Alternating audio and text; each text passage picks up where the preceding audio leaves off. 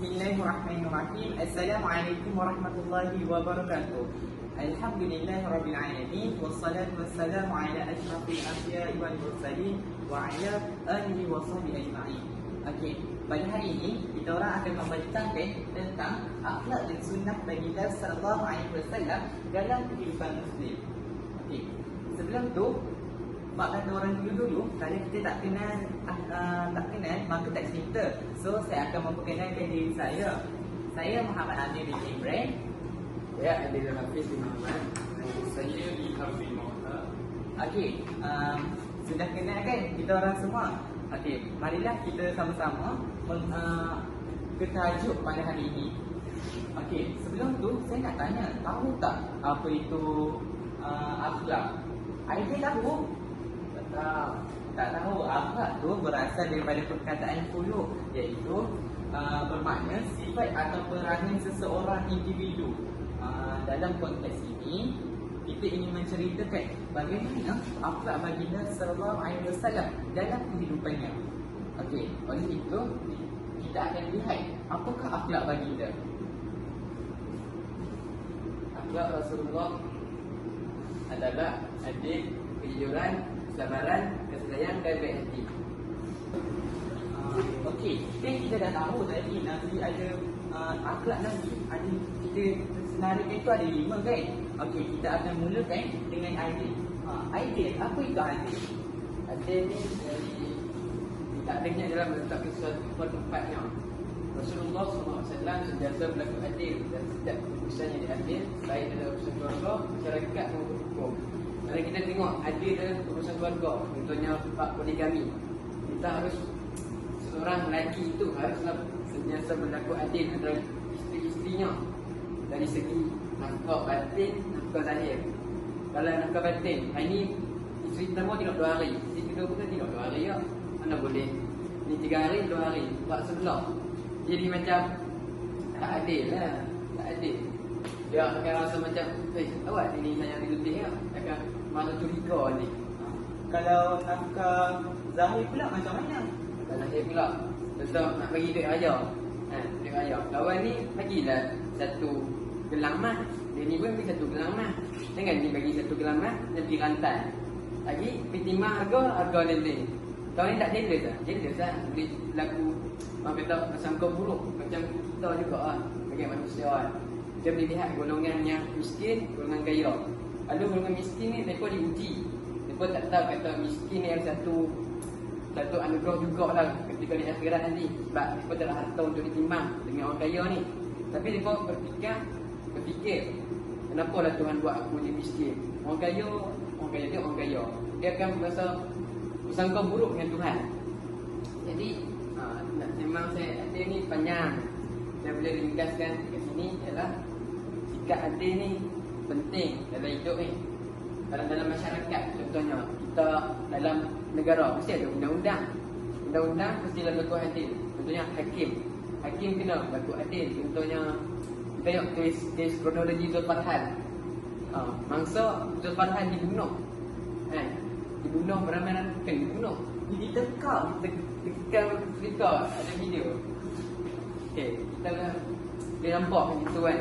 Hakim ni dia akan cuba berlaku adil terhadap penjenayah baru. Dan akhir sekali kita dapat lihat pembalasan berlaku rekod dihukum gantung dan mati. Contoh itu kalau kita tengok di segi hukum dunia, kalau hukum Allah wujud ni ialah undang-undang yang ditentukan dalam Quran.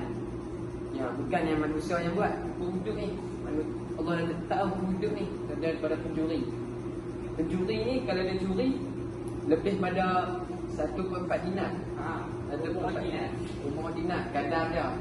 Satu di pendapat kata berapa dirham tu saya tak ingat, tapi 1/4 dinar tu punya confirm. Curi potong tangan. Tapi sebelum nak potong tangan tu, mereka akan tengok latar belakang orang tu. Dia ambil duit tu kat mana, adakah tempat yang dia ambil tu tempat persembunyian ke, adakah dia ada hak dalam tu. Contoh kalau seorang miskin tu dia curi duit dalam Baitul Mal. Baitul Mal tu memang ada hak untuk dia dan untuk bagi orang miskin. dia miskin, dia ambil bahagian untuk orang miskin. Maksud dia bahagian orang miskin tu memang hak dia. Dia curi, maka dia tak kena potong tangan. Tapi kalau dia curi Baitul Mal, hak untuk anak yatim, dia orang miskin tapi curi untuk hak anak yatim, dia akan potong tangan sebab dia tak ada hak dalam tu. Faham? Faham.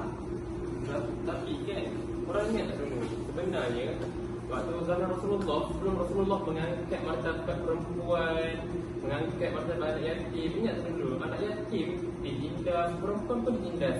Jadi kat sini memang nampak sifat adil Rasulullah dalam perjuangan dia untuk menaikkan nama-nama perempuan dan anak yatim ini. Antaranya dulu anak yatim, rasanya mereka tidak dapat hak harta-harta daripada warisan mereka. Lepas tu perempuan waktu zaman jahiliah dia orang kena bunuh kan. Betul tak? Zolim tak zaman dulu. Tapi kalau kita tengok zaman Rasulullah, subhanallah, tengok perempuan sampai zaman sekarang disanjung tinggi. Tetapi malangnya sekarang perempuan ramai yang menjual diri di media sosial dengan berpakaian ketat. Mereka tidak menutup aurat, tetapi mereka membalut aurat mereka dengan sangat ketat untuk menarik lagi perhatian lelaki. Seolah-olah mereka berbogel begitu saja. Tak patut, Tak patut. Ada lagu untuk perempuan macam ni. Mina nama sekarang tak ada otak bodoh. Memang kena lagu tu untuk perempuan macam ni. Sebab orang dah angkat martabat mereka. Mereka hargai lah patutnya. Mereka jangan buat macam benda yang sebaliknya. Faham? Faham. Ya. Saya kalau orang dah angkat saya sebagai diraja, takkan saya nak menindah orang-orang yang bawah saya. Saya ikut angkat saya. Takkan saya nak menindah balik. Saya akan buat baik balik lah. Bagi perempuan, saya kena hargai bukan tunjukkan akhlak-akhlak mulia mereka. Bagi perempuan ni, kita tahu lelaki ni, dia kalau dengan perempuan ni jadi rank, lain-lain. Lelaki ni, dia lelaki ni memang nafsu dia kat perempuan. Kalau dengan syurga pun kan, kita masuk syurga. Kita minta harta lelaki ni, tak? Kita duduk sayang bidadari je. Kita fokuskan pada bidadari kita ya. Masuk syurga ni aku nak bidadari macam ni. Tu nak kata perempuan ni memang, kalau lelaki dengan perempuan ni dia lain macam sikit dia punya jiwa lah. Dia kata perempuan ni kena jaga, lelaki ni dia tengok sikit pun dia dah rasa macam syahwat dia naik lah. Tu baru tengok sikit tu. Kadang ada setengah orang kot tengok perempuan yang pakai pondoh, nampak mata saja pun dah rasa, oh cantiknya, subhanallah, dia dari syurga isteri ku. Dah rasa macam tu, ni yang betul lagi perempuan yang pakai ketat, lagilah lelaki-lelaki ni lain dia kuat. Okey, seterusnya kita akan teruskan dengan kejujuran. Okey, jujur ni adalah Rasulullah selalu jujur dalam perkataan dan perbuatannya. Sebelum Rasulullah menjadi Nabi pun, Rasulullah ni dah dikenali dengan Al-Amin. Sebab semua perbuatan dan percakapan dia semua benda-benda yang benar. Betul tak? Betul. Nabi ni terbiasa tak nak menipu. Nabi ni tak nak menipu. Jujur saja. Semua yang dengar benda-benda Nabi semua jujur-jujur, semua benda baik. Tak ada benda buruk. Tapi kan, korang ingat tak? Nabi memang tak menipu, tapi Nabi pernah bergurau dengan seorang wanita tua. Kisah dia begini, ada seorang wanita tua itu bertanya kepada Rasulullah, adakah wanita tua seperti aku ini akan masuk ke dalam syurga-Nya ya Allah? Syurga Allah. Lalu Rasulullah cakap, tiada wanita tua di dalam syurga. Lalu wanita tua itu pun menangis. Lalu Rasulullah pun berkata, sememangnya tiada orang tua, wanita tua di dalam syurga nanti. Tetapi nanti kalian akan dibangkitkan dengan rupa paras asal kalian ketika kalian muda. Wah, Rasulullah bertujuan itu untuk bergurau sahaja. Okey, maksudnya Rasulullah dalam kehidupannya pun dengan kejujuran je, tak ada tipu muslim kat situ. Dengan gurau pun kita dapat membaiki hubungan. Kita pergi gurau dengan wanita tua tadi, boleh lihat kat situ keramah kemesraan antara muda dengan yang tua. Faham? Yang tua. Seterusnya adalah kasih sayang. Rasulullah SAW memiliki belas kasih yang mendalam kepada seluruh umat manusia. Seperti apa yang kita tahu, umat manusia kita, manusia sama keluarga kita, kawan-kawan kita semua ada sifat kasih sayang sama kita. Tetapi kasih sayang Rasulullah ni lain daripada yang lain. Dia lebih daripada apa yang kita boleh rasa. Sebagai contoh, saya ada kisah nak cerita. Boleh ke saya nak cerita? Boleh. Menurut hadis yang telah diriwayatkan, ketika akhirat nanti manusia akan, muka mereka akan ketakutan dan takut dengan apa yang akan jadi pada mereka. Dan pada waktu itulah mereka nak berjumpa dengan Nabi-Nabi untuk minta syafaat kepada mereka. Mula-mula manusia akan mencari Nabi Adam. Kerana apa? Sebab Nabi Adam tu kan bapa kepada kita semua. Jadi bila dia jumpa Nabi Adam cakap, tak boleh, aku tidak mampu untuk memberikan syafaat kepada kamu. Apa kata kamu bertemu dengan Nabi Nuh? Kemudian apabila manusia berjumpa dengan Nabi Nuh pun cakap pada benda yang sama. Dia pun tak dapat nak beri syafaat kepada kita. Dan seterusnya. Daripada Nabi Nuh ke Nabi Ibrahim, daripada Nabi Ibrahim ke Nabi Musa, ke Nabi Isa, dan sampailah Nabi Isa yang dapat mukjizat daripada Allah, yang dapat menyembuhkan penyakit orang. Dia kata dia pun tak mampu nak bagi. Dia kata kamu semua kena jumpa dengan penghulu kepada semua manusia, iaitu Nabi Muhammad SAW. Bila dia jumpa Nabi Muhammad, maka pada waktu itu Allah mengizinkan Nabi Muhammad untuk memberikan syafaat kepada kita supaya kita dapat dielakkan daripada api neraka. Seterusnya, Wah, agak-agaknya kita dapat tak syafaat tu? insya-Allah. Okey, yang seterusnya ialah kesabaran. Baginda menunjukkan kesabaran yang tinggi, terutama dalam menghadapi cabaran dalam menyebarkan dakwah Islam. Contohnya, Nabi bersabar dalam menghadap segala rintangan kerana Nabi ni seorang Nabi Ulul Azmi. Nabi Ulul Azmi cuba teka dalam apa? Ada 5 kan? Ya, betul. Cuba bagikan nama Nabi Ulul Azmi tu. Nabi Nuh, Nabi Musa, Nabi Isa, Nabi Muhammad dan Nabi Ibrahim. Betul.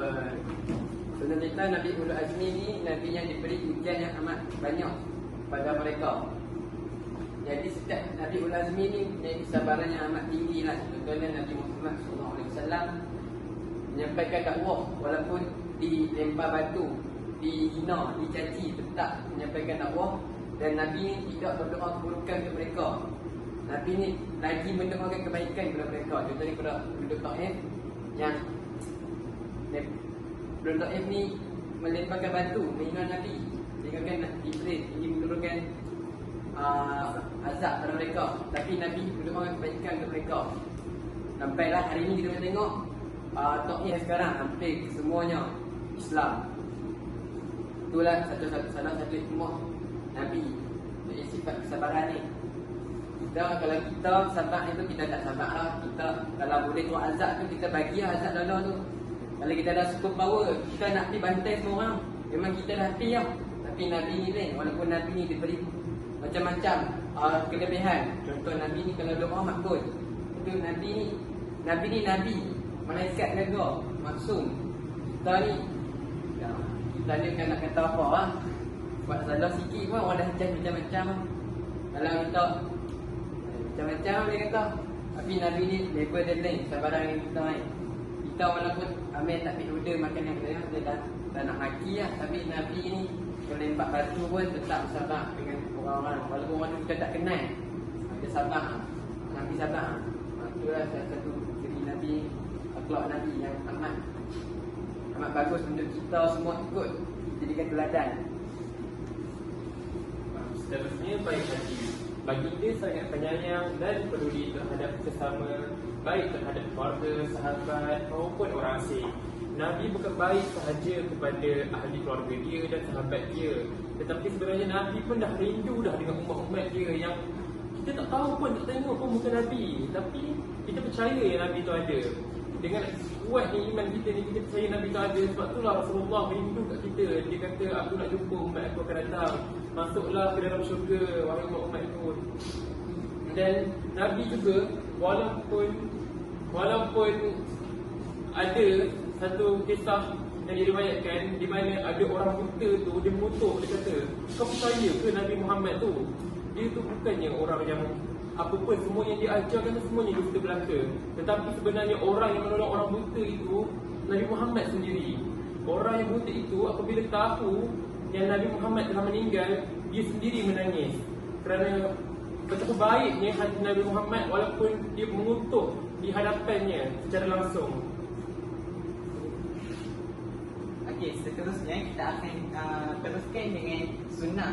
Sunnah apa yang korang faham tentang sunnah? Pandai sunnah ni adalah semua ni perkara yang berkaitan dengan Nabi. Betul tu, tapi apa pendapat Ilham pula? Saya rasa dia ada terbahagi kepada beberapa bahagian. Ya, betul. Sunnah ni terbahagi kepada 3 bahagian, iaitu sunnah perbuatan, iaitu sunnah fi'liyah. Yang kedua sunnah qauliyah, iaitu percakapan. Yang ketiga ialah takririyah, iaitu persetujuan atau pengakuan. Okey, sunnah ni adalah salah satu perbuatan baginda yang daripada 3 elemen tersebut yang disandarkan kepada Nabi kita, iaitu Nabi Muhammad sallallahu alaihi wasallam. Kita teruskan dengan jenis-jenis sunnah. Okey, tadi kan saya dah kata sunnah terbahagi kepada 3, iaitu sunnah qauliyah, fi'liyah dan takririyah. Mula-mula sekali adalah sunnah qauliyah. Apakah itu sunnah qauliyah? Ini adalah apa yang Rasulullah SAW ucapkan dalam bentuk hadis-hadis yang menjadi panduan hidup kita semua. Contohnya adalah senyummu kepada saudaramu adalah sedekah. Jadi dekat sini kita dinasihatkan oleh Rasulullah supaya kita sentiasa senyum dekat orang lain. Cuba bayangkan orang tu dia rasa stres, penuh dengan assignment yang kena buat. Tetapi bila kita bertegur siapa, kita senyum kat dia, kita bersalam, apa khabar, betapa gembiranya hati dia. Walaupun dalam berduka lara dalam hati dia, tapi dia dapat menghiburkan perasaan seseorang itu. Betul tu. Okey, seterusnya kita akan teruskan kepada sunnah fi'liyah. Sunnah fi'liyah ni adalah tindakan atau satu amalan seperti yang dilakukan oleh Rasulullah sallallahu alaihi wasallam, seperti beribadah, makan, tidur dan berinteraksi dengan orang ramai. Contohnya Rasulullah sallallahu alaihi wasallam sering melakukan puasa sunat seperti puasa Isnin dan Khamis, dan kita tahu Rasulullah selalu membuat puasa di hari Yaumul Bid, Ayyamul Bid, iaitu puasa di hari putih, iaitu 13, 14, 15. Kalau kita tahu, kalau kita berpuasa ni daripada segi kita tahu daripada segi rohani dan dari segi jasmani, puasa ni memberikan 1001 kebaikan. Namun bukan sahaja memberi kepada 2 elemen tersebut, tetapi kalau kita tahu puasa ini mampu menaikkan psikologi seseorang itu. Tetapi kalau lihat adakah apa lagi kebaikan puasa? Bagi saya, bagi orang yang selalu ingin dekat dengan peperiksaan, dia boleh mengamalkan puasa sunat ni, kerana kalau daripada segi psikologi kita dapat merasai waktu yang panjang untuk kita jadikan waktu yang panjang tu sebagai waktu kita mengulang kaji dalam pelajaran. Tapi kan setahu saya kita juga dinasihatkan supaya bagi mereka yang tak dapat nak kahwin dan mereka rasa macam tak dapat nak kawal nafsu syahwat kita, jadi apa yang kita boleh buat? Kita boleh buat puasa. Betul tak Aidil? Betul. Kenapa? Puasa ni kita dengan nafsu, sebab kajian mengatakan kalau perut ni penuh, dia akan merasa nafsu ni makin tinggi. Kalau perut ni penuh, itu apa yang saya baca dah. Dan satu lagi, hari putih tu, berapa nama hari putih? 13, 14, 15 tu. Ada kita belajar sains tentang bulan. Dia kan ada bulan sabit, lepas tu separuh sekali semua tu. Lepas tu hari putih ni, sebab 13, 14, 15 tu hari bulan purnama. Bila bulan purnama ni bulan penuh, dia putih. Sebab tu ada namakan hari putih. Saya baca. Pandai dah Aidil ni. Tapi saya tertarik dengan Ilham kata tadi. Dia kata kalau puasa tu dapat menahankan nafsu kan. Boleh tak saya nak puasa disebabkan saya nak diet? Boleh je sebenarnya, tetapi kita kena ingat, kita kena niat utama sekali sebab Allah. Faham. Okey, seterusnya Aidil. Sebenarnya adalah sunnah takbiriyah. Ini adalah persetujuan Rasulullah SAW terhadap perbuatan atau tindakan yang dilakukan oleh sahabat di mana beliau tidak menegur atau mengingkari tindakan tersebut. Contoh waktu makan daging biawak ataupun dog lah senang panggil. Orang Arab ni dog. Sebab bewok, dog ni bukan macam bewok kat kita ni. Bewok kita ni suka makan, bangkai, makan telur. Nah, tapi dog ni dia padang pasir, lalu dia makan bunga. Ustaz dia kata kalau nak cari dog yang sedap ni, cari waktu musim bunga. Sebab dia lagi manis. Sebab dia makan bunga banyak. Lagi manis. Jadi kita makan benda elok. Badan kita dia elok lah. Kalau makan benda haram, ada ya, makan benda haram badan jadi tak elok lah. Betul. Tapi balak arak. Badan perut dia akan proses jadi arak. Kalau rasa nak Cina-Cina yang tu.